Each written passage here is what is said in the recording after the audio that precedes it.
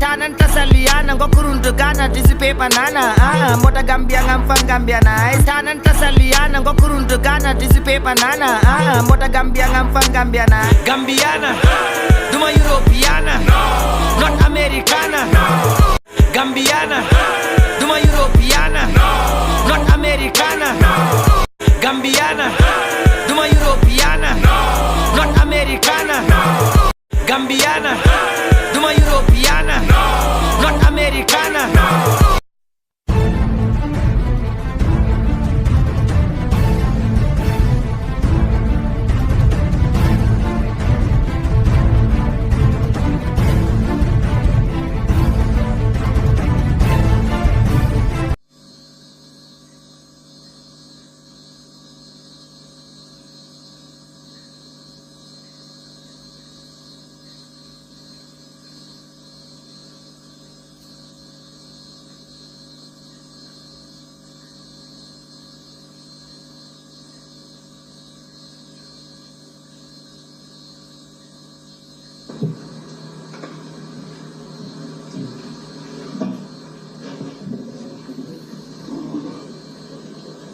Imam Bakausu Fofana. Nde Imam Bakausu Fofana. Nde Imam Bakausu Fofana. Do swear that. Mbekali lako. Mbekali lako. I speak the truth. Mbetonya le fola. Mbetonya the whole truth. Tonya dama. Tonya dama. And nothing but the truth. Ndunde fem fola mem manke tonya ti. Ndunde fem fola mem manke tonya. So help me God. Oto alama ayendema. Alama ayendema.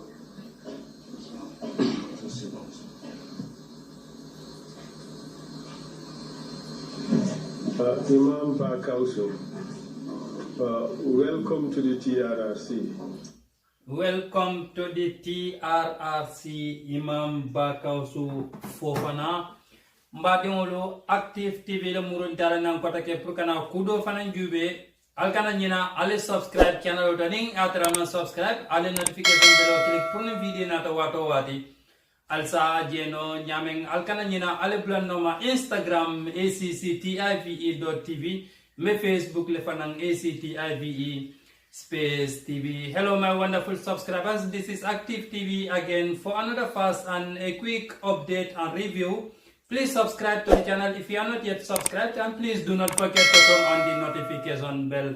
Mbadiolo Active TV bi fana nadali nan kota ke pekana kudo fana itandala bi ning Imam Bakausu Fofana ala TRRC ay diamu munke TRRC Truth Reconciliation and Reparation Commission Gambia Mansakunda mulonde nyim Mansakunda kudo Bakausu Fofana bi yole jia wala nata ala kumol fo ay batada mun soto aning Mansakunda mumbenu Gambia banko kan Bakausu Fofana yatale jia TRRC B. Imam Bakausu bismillah TRRC ya. Assalamu alaikum wa rahmatullahi wa barakatuh. Greetings to everybody. Kala tendo kasal kilama ka alfano katon TRRC B. Greetings to everybody here after thanking the Almighty Allah. Thank you very much for accepting the request of the TRRC to appear and testify before the commission. Mbadiolo albele o moynyola Bakausu Fofana ala diamo damuda ay ala tentu ako abe ala tentula kendeke abe commissioner mol fanal tentula mol mun be sirin commissioner to jang esa fanankay ko aya baraka bake pour kane idanko TRRC la pour kana ala kumol fo mbadi wolo barbi Bakausu Fofana ala TRRC ala appearance ye aketa kulati mi yalon ko Gambia banko kan ni nata social media kono jube kulam mu yalon ko tonya mol be Bakausu la ko nyin mol ba kidimandi kan social media ba kele wole mu tasalloti mbadi wolo Bakausu Fofana anara tasalloti al TRRC.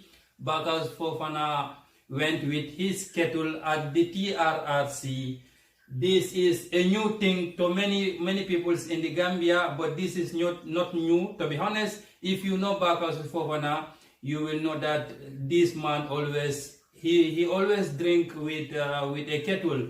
So this is not a new thing. Mbadingolo nyimuku kutol di Gambia banko mo jamae bar mom yalon ke Bakausu Fofana long ibalo nala ko tonya bakaus mo molde mi yalon ko tasallu kono jio ake mingala bakele ni yala programol fan jube ni ka bakaus la beol korosi kata je kendege ala kawandi dulali kata je ba famlal ko bakaus ke min tasallu kono jio la bakele ba nyimo kulati mi yalon ko aketa mo jamaay kukutoti anim fanan abi janjandin ne kendege social media kono kulam yalon ko abi bakaus darajandi kam ba kele bar bakaus ay tasallo natina jang a nati dalilo munna o dalilo mallong foning bakaus payo fo bar moto fo no lalie aninte active tv mallon di soto to andu man kibar fanan soro mu yatina bakaus e tasallo nati trrc akemingala ka ba ke ida songola pour trrc le bismillah men pour kana ja yela se dan ro di trrc jang abar ka ba ke lo sonka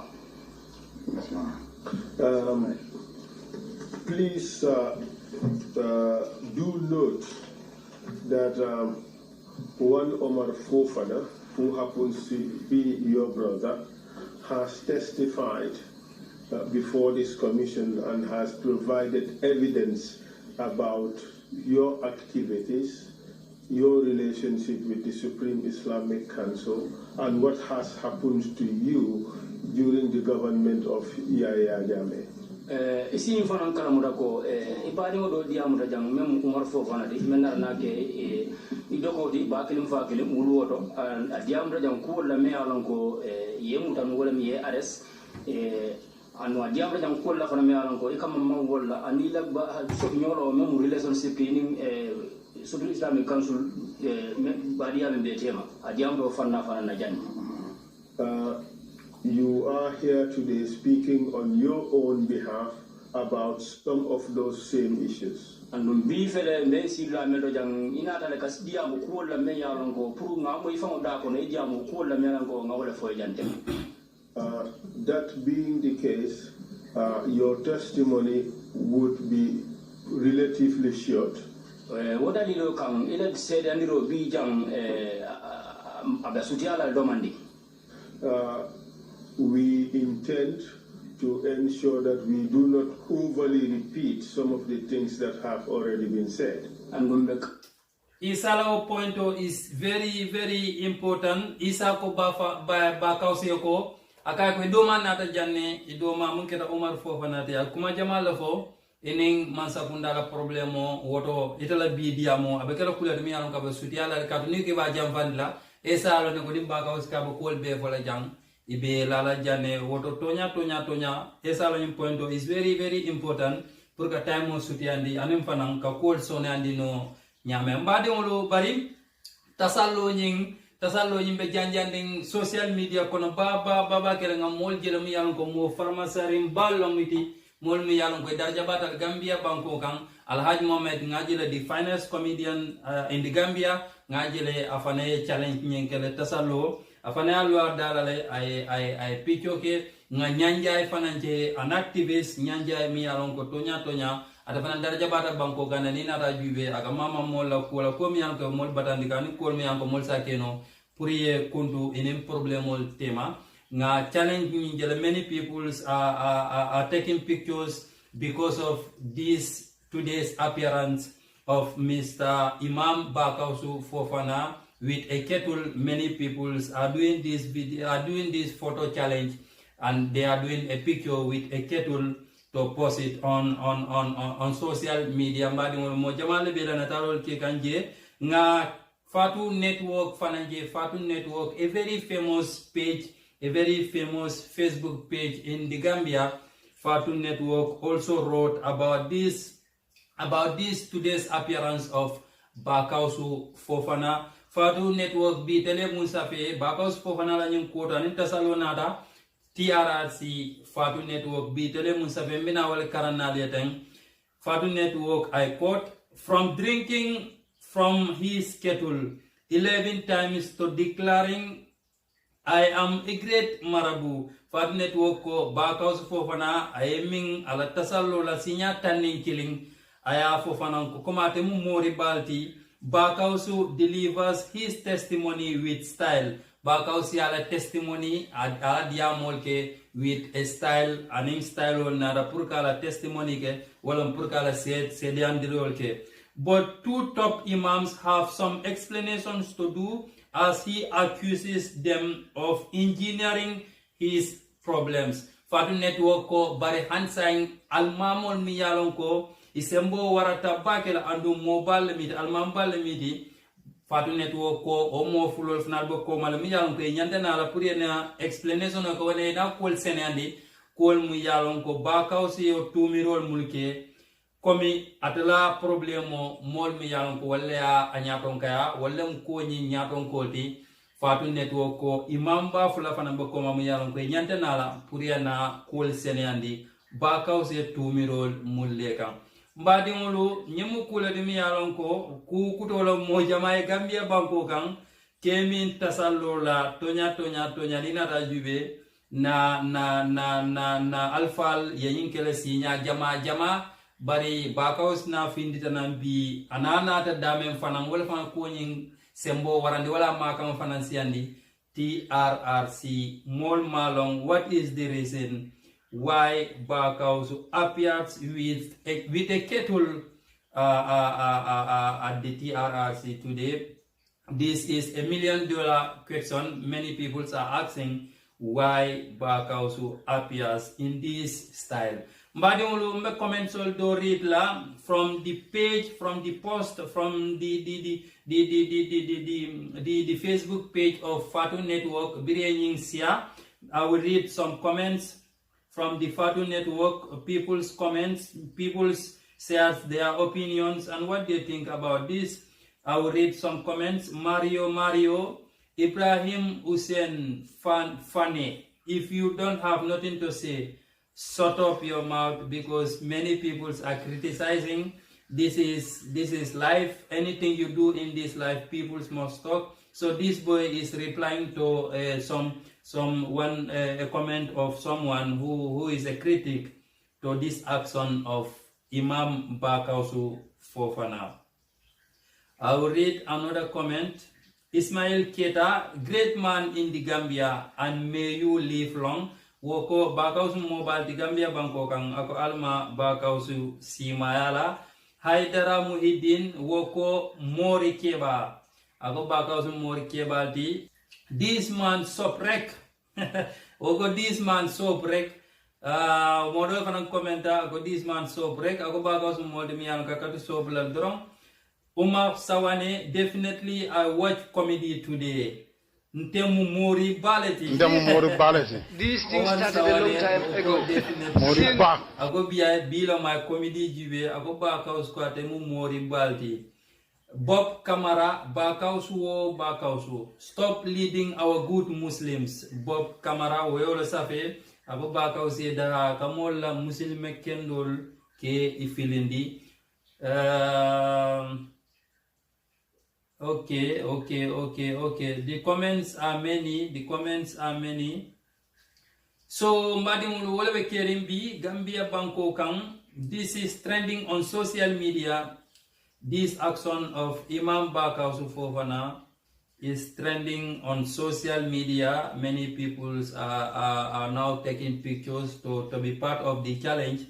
So, atal mi yang kalbe video jube kang, you can comment below and share your opinion with me, with Active TV, with the people watching the video. What do you think about this action of Imam Bakausu Fofana? Suleiman Baji Woko is really a man of difference. May God the Almighty continue to shower His blessings on you and protect you from any evil forces. Suleiman Baji Wola Safe. Ako Bakausu modimi yalong kani modul fatata bagale. Ako Bakausu ako alaya tenteng kala blessino di Bakaus la ka tangka fanang aning ka tangka jawol la. Sidi Marong woko, this man deserves the position. May the Almighty protect him from the evils and continue to guide him on the right path, Mr. Seh.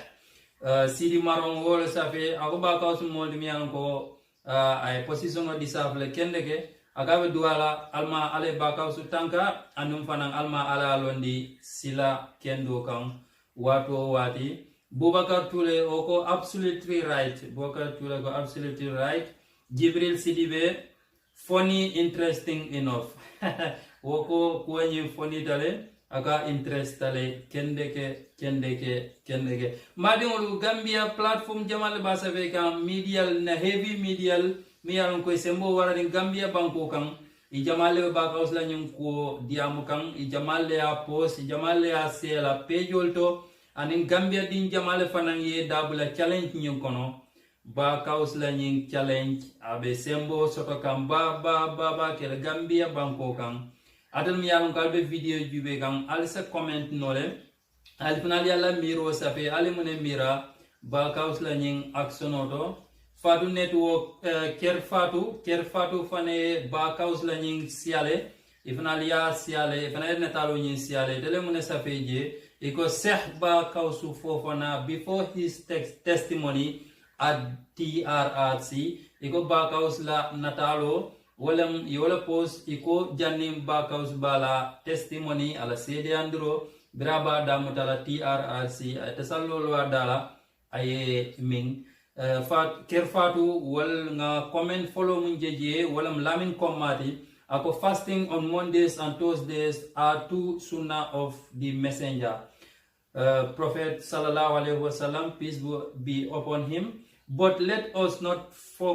confuse ourselves, because the lunar calendar Ramadan is the only obligatory fasting time. Okay, woko lamin koma ako tenelung aning aramiso kasung ako musun noldi ako bare ka karo je pour ka sun karo sun ako mu karo ti inyanda karo je yana sun binet bojang ko gambiana binet bojang woko gambiana wali jinio woko I just remember my grandmother. Allahu Akbar namum fajang the same thing wali jinio yola fajang na nunto kebal ikemin tasallula le kendege wali jinio ko ako baka uslani aksono ako nyiya hakilo bulandi amamalla ako Allahu Akbar nga lamin komaje safero do fana ko kata ko imam baka usufofana Hafid Habubu is a big marabu. Ago is a big marabu. Allah will guide and fight for you. Ago Imam Baka usufofana mori balti. Ago Allah baten tangkalale andung abakelo fanang kelaele nga ibu mu Alimatu Ture o fanang komentare ker fatuye Imam Baka us la picture mon post Alimatu Ture fanang commenta jele ako the real Gambiana Sheikh Baka usufofana.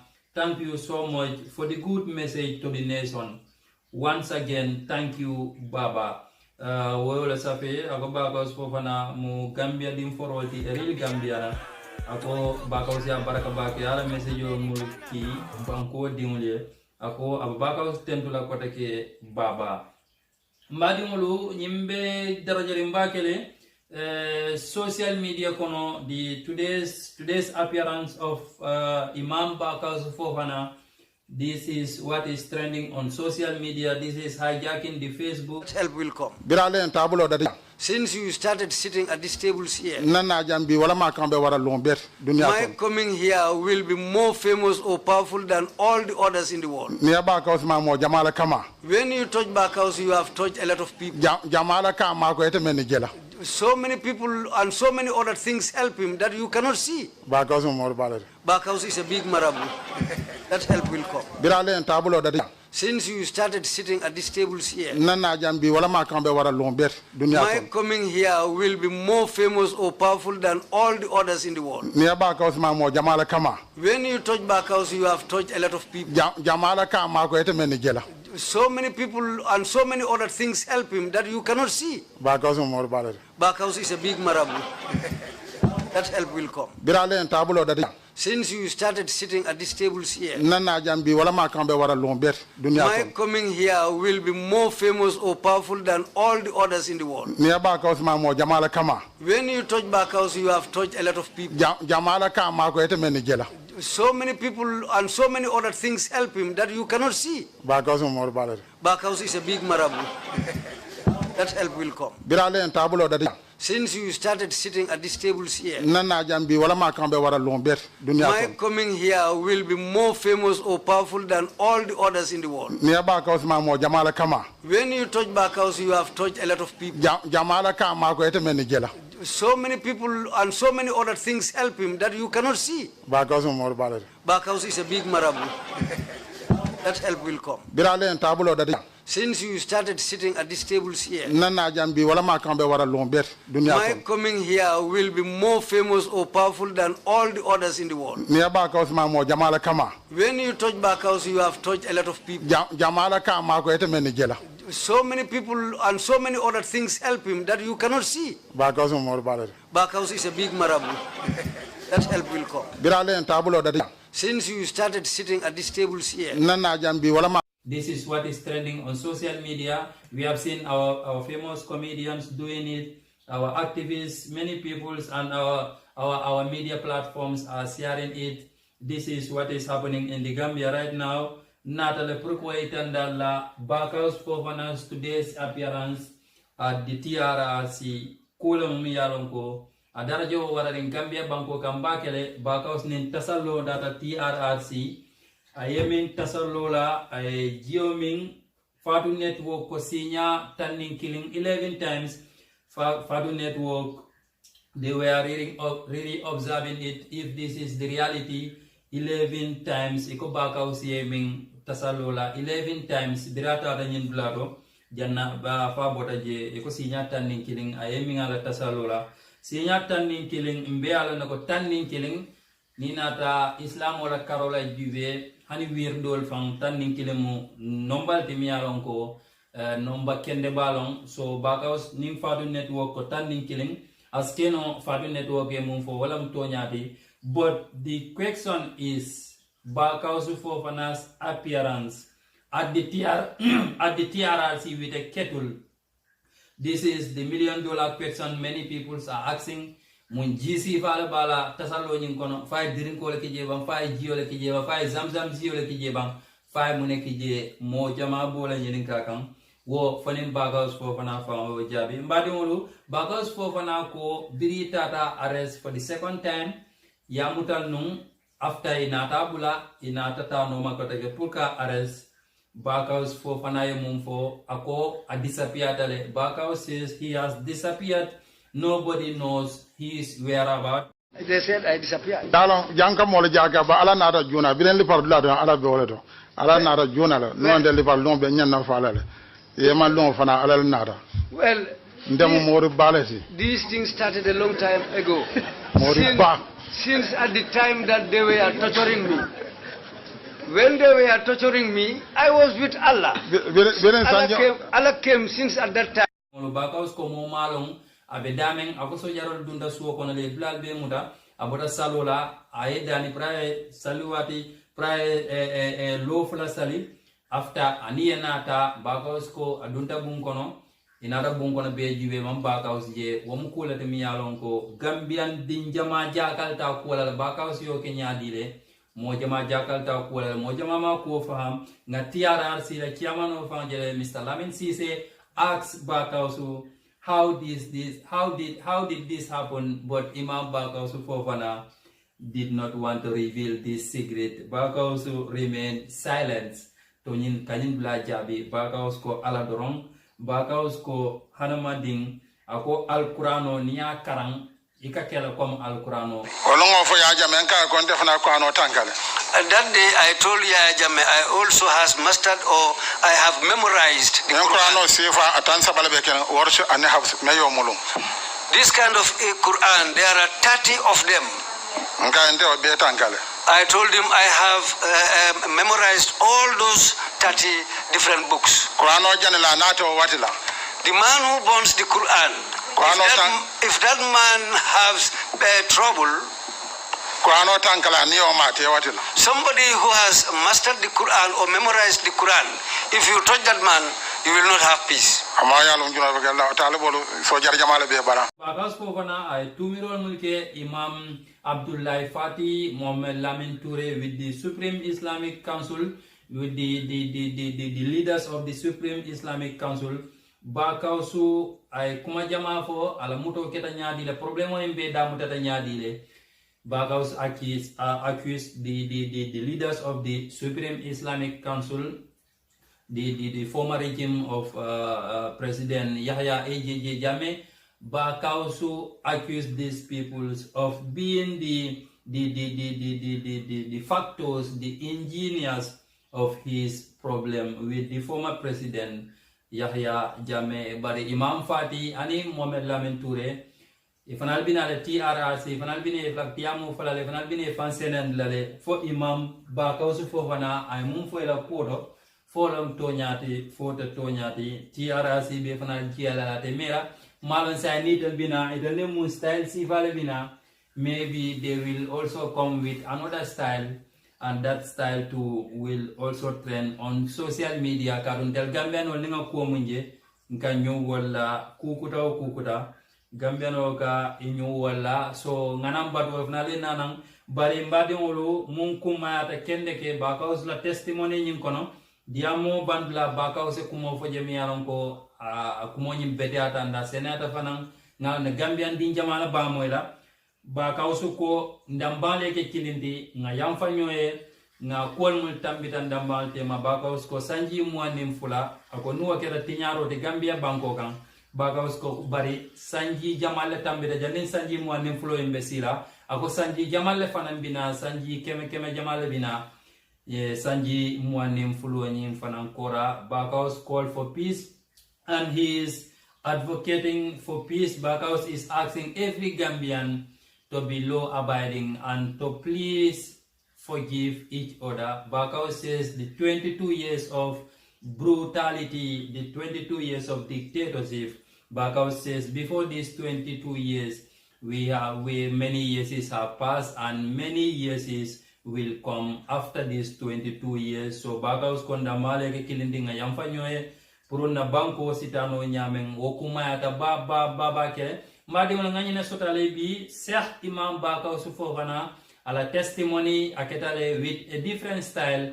ala TRRC ifangali yalo nago bi ye mole jia momi yalo ko enena ma sifa jia TRRC andung ye kulle je TRRC ko mi yalo ko enena ma je nyala Bakaus Fofana la na TRRC aketa kula dimi yalo ko aketa kukutol di Gambia banko kan ikamera ni bilon TRRC launch da Gambia banko kan ngaina sotale bi. Please subscribe to the channel if you are not yet subscribed, and please do not forget to turn on the notification bell. Madi wal subscribe channel odaning atrana subscribe ale notification bell click pour ne video na to wato wate alsa geno nyameng alkana nyina algo no ma Instagram ACCTIVE.tv, me Facebook le panang ACTIVE space TV. Please follow me on Instagram ACCTIVE.tv. I am also on Facebook ACTIVE space TV Active TV Review.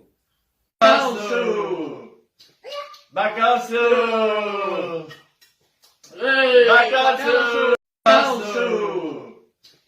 Bakasu! Bakasu!